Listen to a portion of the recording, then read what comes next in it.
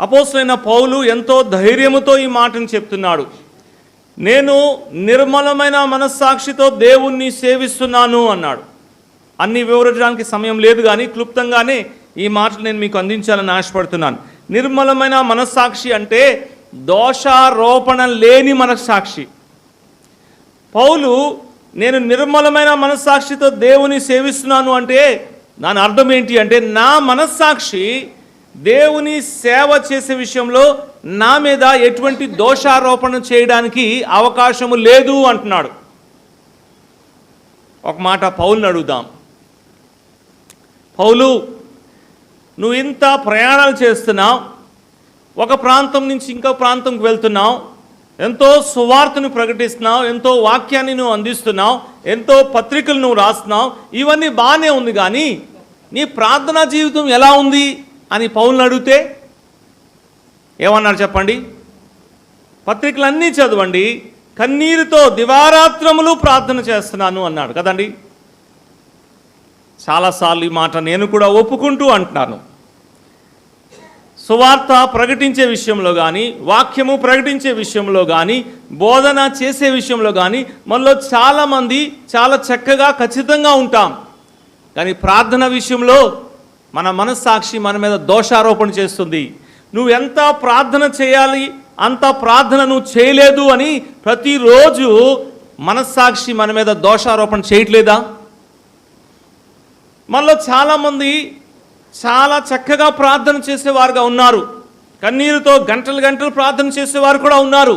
వాటిని బట్టి దేవునికి చాలా కృతజ్ఞతలు. అయితే ప్రార్థన చేసేవారు నిజంగా అంతా వాక్యాన్ని, సువార్తని, పత్రికల్ని, లేకపోతే ఇంకా దేవుని పనిలో వేరే అంశాల దగ్గరికి వచ్చినప్పుడు వారి మనసు కూడా ఏం చేస్తుంది చెప్పండి?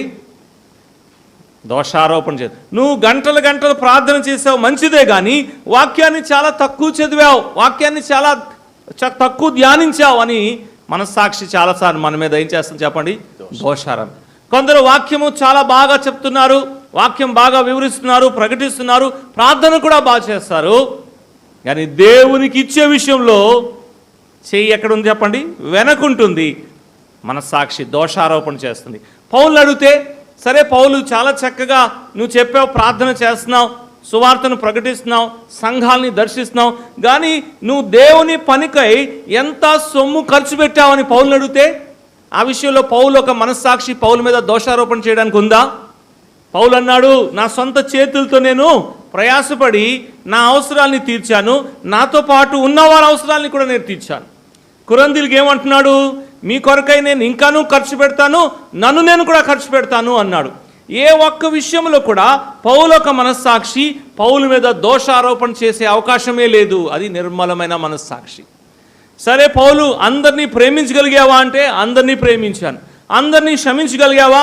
అందరినీ క్షమించాను. పౌలు ఎక్కడైనా నువ్వు సొనిగావా? ఎక్కడా సొనగలేదు. చెరసాల్లో ఉన్నా నేను పాటలు పాడి ప్రభుని స్తుతించాను.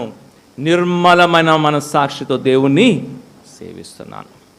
మనందరము కూడా ఈ ప్రయాసం దేవుని పరిచయంలో మనం చేసేవారుగా ఉండాలి. నిర్మలమైన మనస్సాక్షితో, మన మనస్సాక్షి ఏ ఒక్క విషయంలో కూడా మన మీద దోషారోపణ చేసే అవకాశం లేకుండా మనము అంతా ప్రయాసపడి దేవుని ఒక పరిచయం చేయాలి. పరిశుద్ధత విషయంలో కానీ కదా, చాలాసార్లు ప్రార్థనలు చేస్తాం, వాక్యము చదువుతాం, దేవుని పనిలో యాక్టివ్గా కూడా ఉంటాం, కానీ పర్సనల్ హోలీనెస్, వ్యక్తిగతమైన పరిశుద్ధత దగ్గరకు వచ్చినప్పుడు ఏమవుతుంది చెప్పండి?